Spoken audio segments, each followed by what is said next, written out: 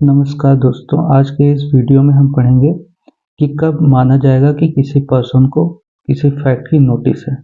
तो section 3 of TPA में दिया हुआ है, a person is said to have notice. कब माना जाएगा कि किसी पर्सन को नोटिस है किसी फैक्ट का।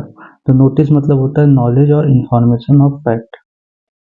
इन following condition a person is said to have notice और नॉलेज ऑफ फैक्ट।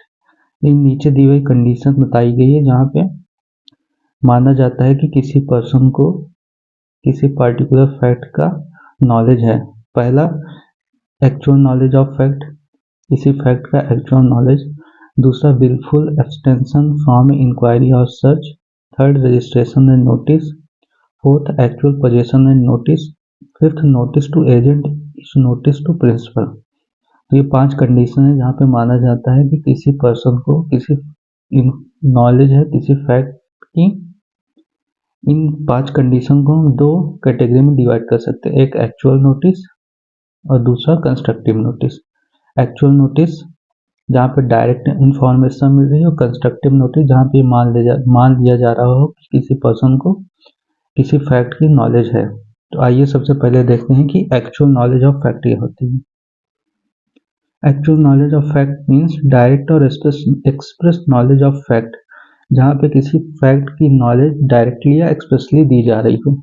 जैसे कि सेक्शन 131 ऑफ टीपीए में ट्रांसफरर डेटर को एक्शनेबल क्लेम ट्रांसफर होने की नोटिस देता है। इस केस में जो डेटर को नॉलेज मिल रही है एक्शनेबल क्लेम के ट्रांसफर होने की, वो एक्चुअल नॉलेज है। अब दूसरा हम देखते हैं, wilful abstention from an inquiry और सर्च। इसका मतलब हो गया कि जानबूझकर जो पर्सन है वो अवॉइड कर रहा है जानकारी प्राप्त करने से। जैसे for example, if a person refuse to accept the registered post which is correctly address.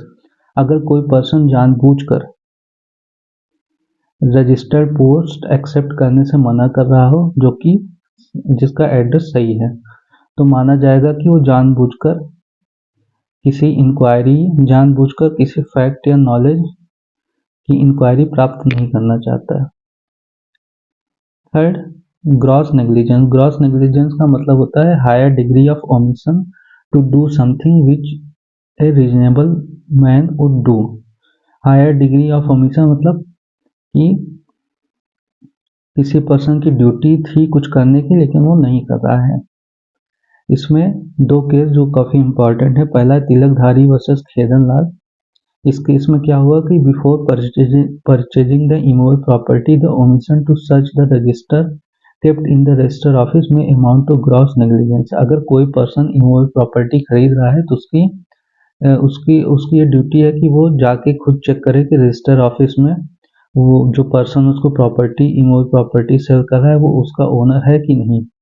अगर वो ऐसा नहीं करता है और बाद में उसके साथ कुछ फ्रॉड हो जाता है तो वो डिफेंस क्लेम नहीं कर पाएगा। ये तो ये क्या है, अमाउंट ऑफ ग्रॉस नेग्लिजेंस है।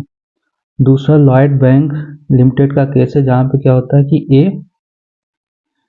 ए अपनी प्रॉपर्टी को मॉर्गेज करता है बैंक ए में, और मॉर्गेज के साथ वो जो इस प्रॉपर्टी की जो टाइटल डीड है वो डिपॉजिट कर देता है।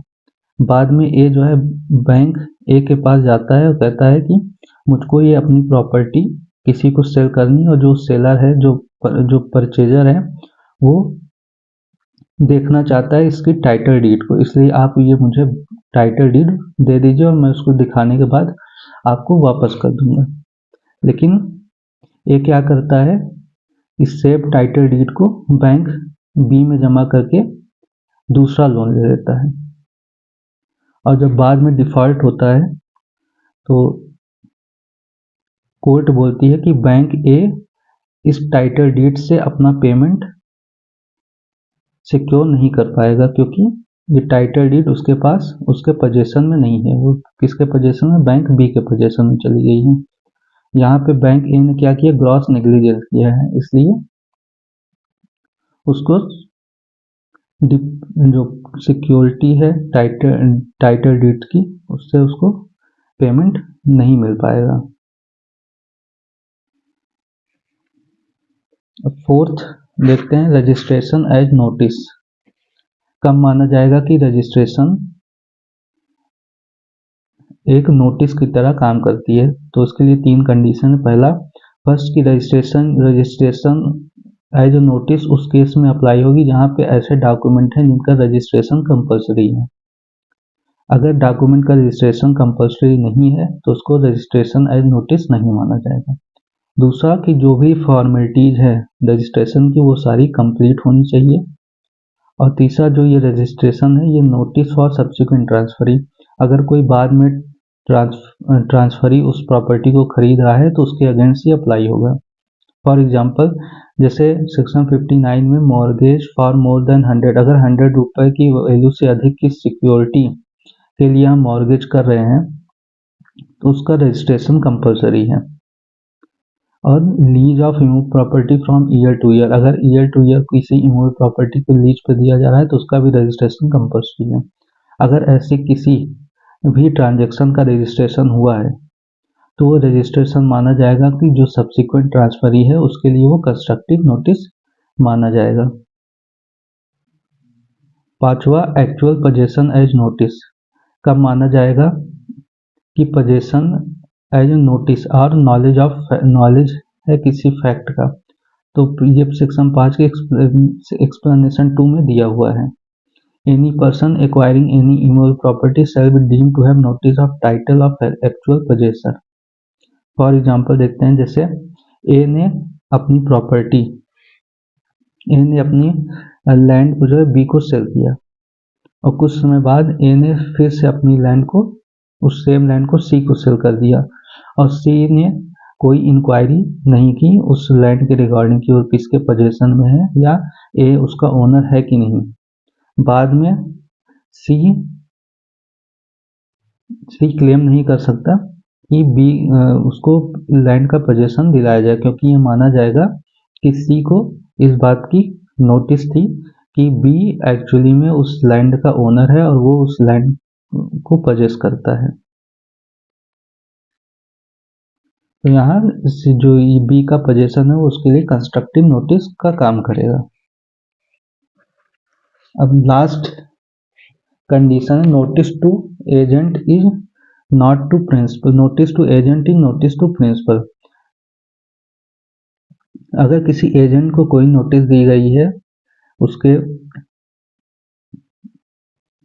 अपॉइंटमेंट ट्रांजैक्शन से तो उसको माना जाएगा कि constructive notice to his principal. इसके लिए 3-4 कंडीशन फुलफिल होना जरूरी है। पहला, notice should be given in capacity of agent and not in any other capacity. जो नोटिस एजेंट को मिली है वो उसकी कैपेसिटी में होनी चाहिए। दूसरा, नोटिस ऐसे ट्रांजैक्शन में रिसीव होनी चाहिए जिसके लिए एजेंट को अपॉइंट किया गया है। चौथा, notice acquired by agent during the course of agency, और जो नोटिस उसको प्राप्त हुई है वो कोर्स ऑफ एजेंसी में होनी चाहिए। और last, notice must be fraudulently concealed by the agent, और नोटिस को जानबूझकर कंसील ना किया गया हो एजेंट से फ्रॉडलेंटली तरीके से।